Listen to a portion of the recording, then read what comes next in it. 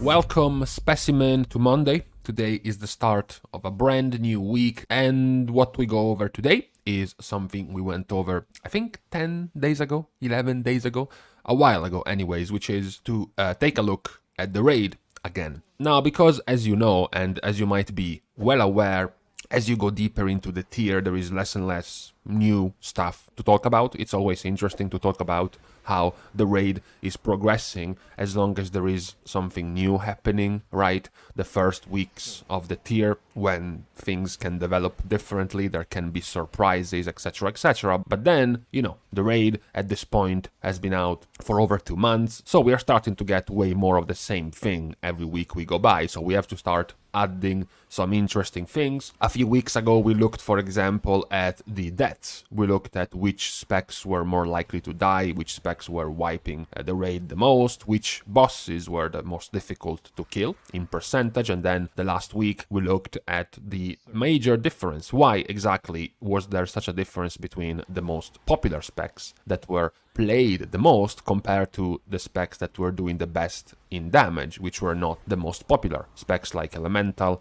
Windwalker, Affliction, etc, etc. So this week we are also going to look at a few interesting things outside of just looking at how the raid has been going. But first, of course, sure, let's look at how the raid has been going after even more days into it, almost 2 weeks into it since the last time. So as usual, we have to start from the popularity and the population. Now, the last time we looked over this, we were confirming that Beast Mastery was passing marksmanship, which was a thing, and it happened. The next pass that should have happened and should have gotten closer and closer was Fire Mage. You know, last time Fire Mage got within 4,000 logs of Frost.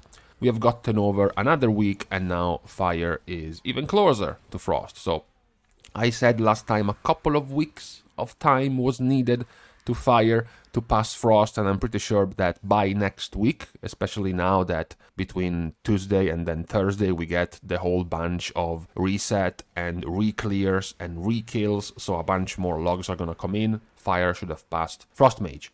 Now, on this matter, this whole Mage thing, I still stay by my original theory when I started seeing this. It's not that the hotfix to the Fire Mage Legendary Rankings has made Fire some sort of top tier spec again. It's not that the other two Mage specs are dropping in favor of Fire because Fire is now the new thing. It's mostly just because the other two Mage specs have not turned out to be as strong as people were hoping once they were all jumping ship from Fire. Once they saw the nerfs of Fire Mage coming for 9.1, they said, that's it, I am jumping ship to Frost or to Arcane. After all, we are playing Mage. Blizzard is always going to keep one of us OP.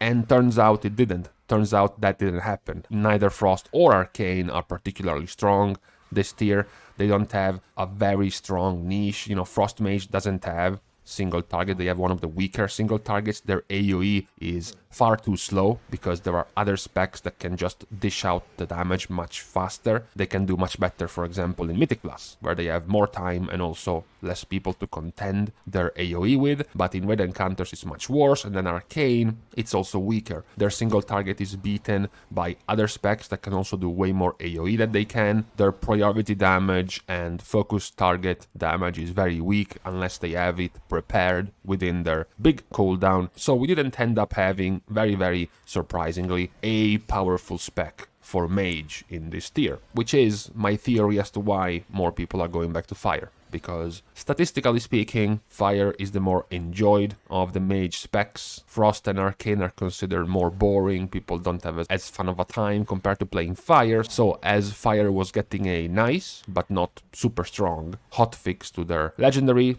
more and more people started going over Fire. Fire has been growing over time. They used to be the least played of the Mage specs and towards the bottom, and now they are going towards the top, and they will eventually pass Frost to be the more popular of the Mage specs. Now, most of the other popularity outside of this has remained similar / the same. The only other spec that has been growing a little bit more is Subtlety as the rogue spec. The other thing I wanted to look at, however, is not just Mythic, because, you know, up to this point, all of these numbers, all of these stats have been just for Mythic. So what about I take a look at Heroic. Because at the end of the day, Heroic is in the 6 to 7 times more participated in than Mythic. Of course, I wasn't looking at it simply because it's much harder to gauge properly what happens in Heroic, because what happens in Mythic, you know what it is. It's Mythic guilds raiding in a Mythic, so it's always the same thing. But in Heroic, sometimes you have people pagging 2 or 3 bosses, sometimes you have a guild who only raids in Heroic, clearing the raid, and sometimes you have Mythic guilds going down in Heroic and just blasting it. The variance in the numbers that you can find in Heroic, it's of course much more volatile than what you can find in Mythic.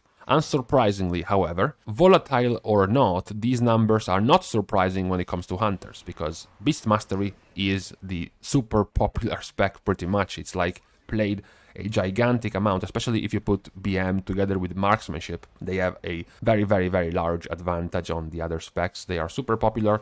Most of the other specs, to be fair, are keeping in line with what is popular in Mythic, because Balanced Druid, Arms Warrior, Havoc, Marksmanship, and Beast Mastery make up the top 5, which is the same top 5 as Mythic. Not in the same ranks, but still the same top 5. Even the lower ranks down below the top 5, you have Destruction Warlock, Frost Mage, Shadow Priest, Unholy DK. These 4 are also in line. Even between Mythic and Heroic, the numbers are remaining more or less similar when it comes to popularity, when it comes to the specs you see the most. What about the actual damage though? Because when it comes to Mythic, this is what we have this week. Now, it's worth pointing out, we have talked about this multiple times by this point, but it's worth pointing out that this is the largest amount of melee DPS being shown as the top performers that we have ever seen, that we have ever been able to record in this much detail. So in Shadowlands, in BFA, in Legion, in Warlords of Draenor, and in Mists of Pandaria.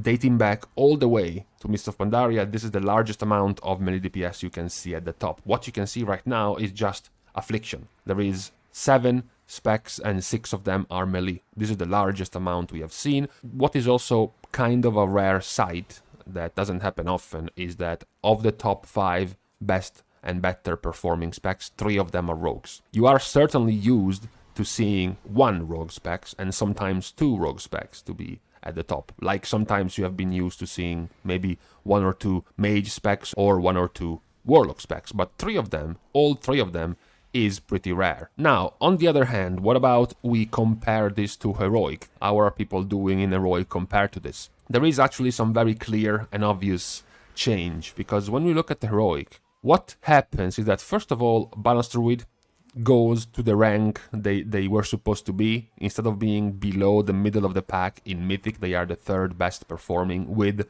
the largest possible max damage, as you can see here, of all of the other specs.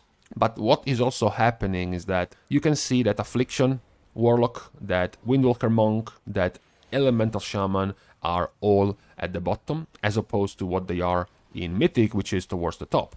Now, the reason why this is happening, of course, is because AoE. AoE in Heroic is, of course, going to lose a lot more value because these type of mobs are going to melt in Heroic. Number one, there are going to be less instances of AoE in Heroic, and the mobs that spawn are going to be much more easy to take down. So the specs that are prime for doing tons of AoE simply don't have the opportunities to do that much AoE in Heroic, which is why a pure single target spec like Assassination Rogue is currently the better performing spec in Heroic. They don't lose as much like they would lose in Mythic raiding when they can't do proper good AoE in Heroic. Other specs, to have an even bigger contrast, Shadow Priest. Shadow Priest is in the bottom 6 in Mythic, and now it's in the top 5 in Heroic. They don't have to worry about the lack of AoE. They can just do their solid single target in Heroic, and they're gonna show up pretty nicely. Even as a surprise, you have mages doing much better. Mages wish this was the way they looked in Mythic, because in Mythic, mages have been below the bottom half of performers for the entirety of the tier, whereas here you do have Arcane and Fire doing pretty well. So I thought it would have been interesting to take a look at Heroic as well, to compare it to Mythic, to see which things were changing, if any were changing. Another thing I think it's worth looking at is the top performers, because all of these logs are shown with all percentiles most of the time. Now, what if we actually did look at only the better performers? So only logs above 90 percentile, only logs where we can assume, first of all, the player did not die during the fight, second of all, the player wasn't assigned or wasn't targeted by some bad RNG that made them do a bunch of mechanics that made them lose a lot of damage, etc, etc. What if we just take a look at logs where we can be somewhat certain that they had the chance to do good damage? So there are a handful of changes. For example, you have Windwalker being very close to being the best performer next to Arms. Windwalker has been in the 6th to 7th range of rank in the all percentiles, whereas here it's very close to 2nd. Conversely, as a complete opposite, you can look at Assassination Rogue. Assassination was 3rd when you look at all of the logs available, and then when you look at the top performers, Assassination is bang in the middle.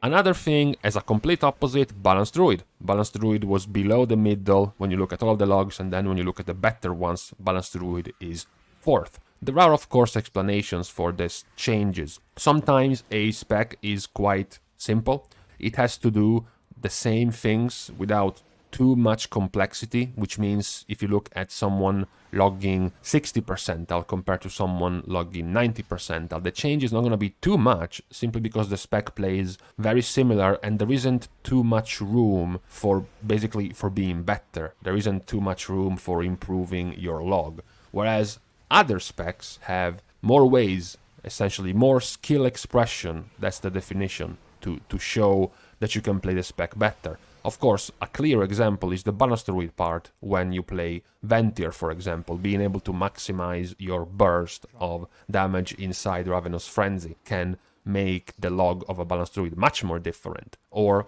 also a Windwalker Monk having to properly set up their rotation and their burst damage inside of Torment and Fire has much more complexity than the few buttons an Assassination Rogue has to keep track of. So of course, when you look at the top performers for specs that can have this type of complexity, like Balance and like Windwalker, they will show as very high, and then the more simple specs don't have this much window to improve if you look at the top logs. Also, now that we have more logs available to us when it comes to Sylvanas, I wanted to take a look at how the Sylvanas fight was going for specs. However, it's kind of gotten ruined by survival, right? They just jumped here with their 6 logs and they ruined everything, because 2 of those 6 logs are players getting carried, doing 0 DPS, so they ruined everything. There are, of course, other players from other specs getting boosted in Sylvanas, but the difference is that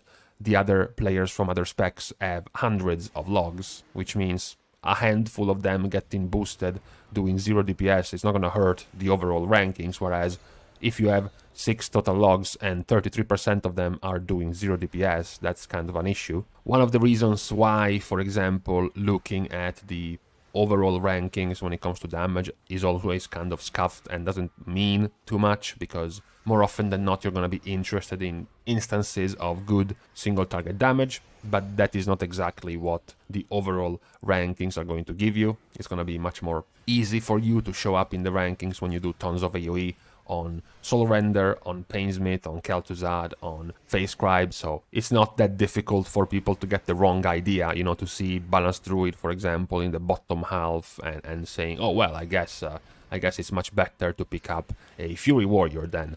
It's really not like that. But for now, we can stop here.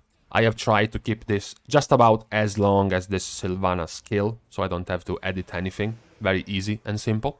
So, thank you guys for watching the video. As expected, there isn't too much going on in Raid Encounters, so as we go deeper, as I mentioned already, as we go deeper in this tier, we're gonna get less of a weekly checkup when it comes to raiding. Perhaps we're just gonna fuse it together with the video related to Mythic Plus, just because there's gonna be less new things to talk about, at the very least until we get to 9.1.5. That's when we might see some news, some things worth going into. So for now, we can stop here. Thank you guys for watching the video. You can leave a like, comment down below, subscribe to my channel and all of my parents and relatives as well. See you guys soon. And in the meantime, now, when is this next patch coming out? Could it be October 12th? perhaps.